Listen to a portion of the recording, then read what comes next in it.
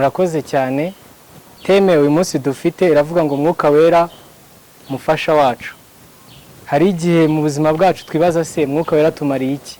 Twumva ngo Mwuka Wera mu itorero, ariko Mwuka Wera afite ibintu byinshi atumariye mu buzima bwacu, ariko nafashemo bine by'ingenzi nge nabonye kadufasha mu buzima bwacu. Ikintu cya mbere Mwuka Wera dufasha, atuma twambara imbaraga mu bihe bikomeye, mu bihe ubuzima bwanze, mu bihe twumva ko nta byiringiro dufite. Mwuka Wera twambika imbaraga. Reka dusome mu byakozwe n'intumwa ibice 7 umurongo wa 56. Haravuga ngo, umutwe w'amagambo atubwira ngo bicisha Stefano amabuye. Aravuga ati, dore mbonye ijuru rikingutse n'umwana w'umuntu ahagaze iburyo bw'Imana. Barasakuza cyane, biziba amatwi, bamugwirira icyarimwe, baramukurubana, bamuvana mu murwa, bamwicisha amabuye. Abagabo bamushinje bashyira imyenda yabo ku birenge by'umusore witwaga Sawuli. Ijambo ry'Imana ritweretse Stefano ngo baramukurubanye, bamwicisha amabuye. Mu bigaragara yari ageze ku gihe yumva ko ubuzima bwarangiye, aterwa amabuye. Ari umukozi w'Imana, ariko Mwuka Wera ngatuma ararama areba mu ijuru, ngabona ijuru rikingutse. Ntiyaba cyumva bwabo bare bwo mu isi, ahubwo muri we atangira kuba yaha ibitekerezo bye kuba yabyerekeza ku Mana, ibitekerezo bye babyerekeza mu ijuru. Ikintu cya mbere tubonye ko Mwuka Wera atuma twambara imbaraga.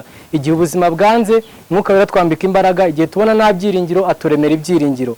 Ikindi kintu cya kabiri Mwuka Wera dufasha, atuma tumenya ukuri kw'Imana. Ibyo abana b'abantu tutabasha kwimenyesha, watuma tubimenya. Reka dusome mu butumwa bwiza ko bwanditswe na Matayo ibice 16 umurongo wa 13. Umutwe w'amagambo ratubwira ngo, Petero ahamya ko Yesu ari Kristo. Nuko Yesu ajya mu gihugu cy'i Kayisariya ya Filipo, abaza abigishwa be ati, abantu bagira ngo umwana w'umuntu ndinde? Baramusubiza bati, bamwe bagira ngo uri Yohana umubatiza, abandi ngo uri Eliya, abandi ngo uri Yeremiya, cyangwa ngo uri umwe wo mu bahanuzi. Arabasubiza ati, ariko mwebwe ubwanyu mugira ngo ndinde? Simoni Petero aramusubiza ati, uri Kristo, umwana w'Imana ihoraho. Yesu aramusubiza ati, urahirwa Simoni wa Yona, kuko umubiri n'amaraso atari byo byaguhishuriye, ahubwo ni Data wo mu ijuru. Ijambo ry'Imana ritweretse yuko Yesu yabajije abigishwa biwe ati, mbese abantu bavuga yuko ndinde? Bamwe baravuga ngo bavuga kuri Eliya, abandi bavuga kuri umuhanuzi, ariko ngo Petero avuga ngo uri Kristo, umwana w'Imana. Ngo Yesu arangije aramubwira ati, ngo Petero mwene Yona, ngo urahirwa, ngo kuko atari umubiri n'amaraso bibashije kubiguhishurira. Vuga ngo Mwuka Wera yatumye Petero amenya icyo abana b'abantu tutabasha kumenya. Amenya yuko Kristo ari Imana, amenya yuko Kristo ari Mesiya. Ikintu cya mbere twabonye yuko Mwuka Wera atuma twambara imbaraga.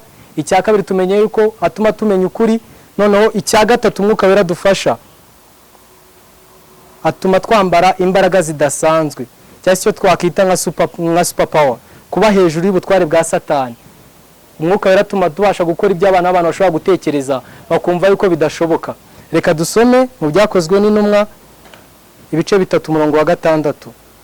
Byakozwe n'intumwa ibice 3 umurongo wa 6. Haravuga ngo, umutwe w'amagambo ratubwira ngo Petero na Yohana bakiriza ikirema ku irembo ry'urusengero. Reka tuhite dutaruka dusome kuri 6.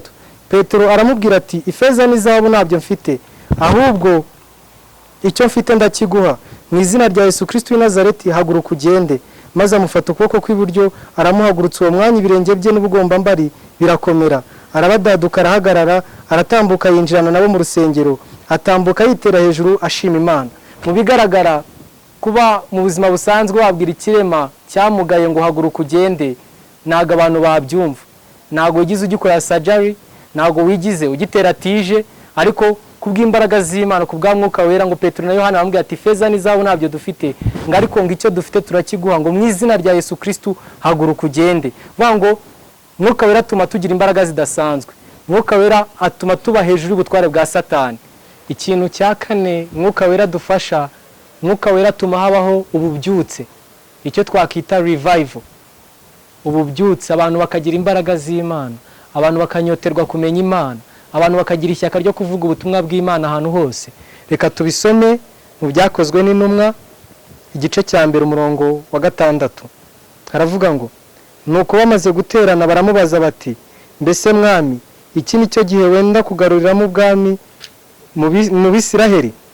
Arabasubiza ati, si ibyanyu kumenya iby'iminsi cyangwa ibihe Data yagennye, n'ubutware bwe wenyine. icyakora muzahabwa imbaraga umwuka wera nabamanukira kandi muzaba abagabo bo kumamya i Yerusalemu n'i Yudaya yose n'i Samariya no kugeza ku mpera y'isi. Amaze kuvuga atyo azamurwa bakimureba, igicu kiramubakingiriza. Nari maze kuvuga ngo umwuka wera atuma habaho ububyutse, atuma habaho revival.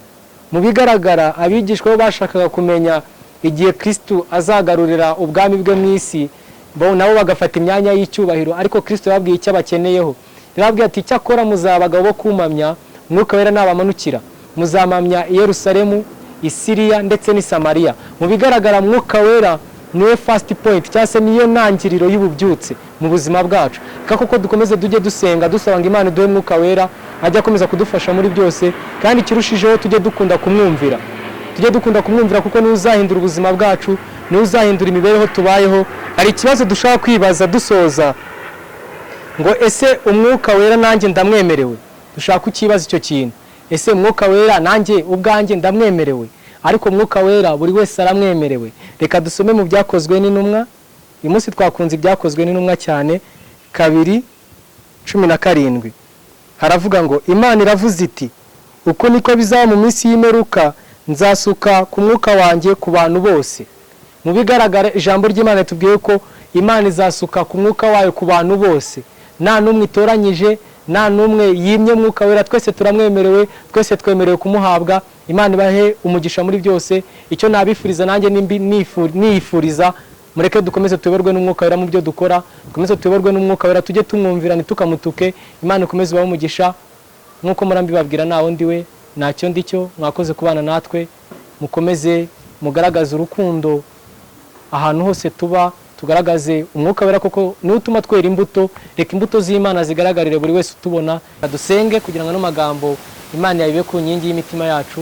Mana nziza, Mana yo mu ijuru, twongeye guca bugufi imbere y'amaso yawe, twongeye guca bugufi imbere yo kubaho kwawe. Turagushimira kubw'amagambo yawe y'ubwenge kandi ahindura ubuzima bwacu duhaye.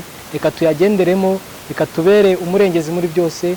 Reka Data dukomeze dushishikarire kugira ngo umwuka wera ayobore ubuzima bwacu, dukomeze tumwumvire mu byo dukora, tumwumvire mu byo atubwira buri gihe, atubere umurengezi, atubere umufasha nk'uko wamuduhaye.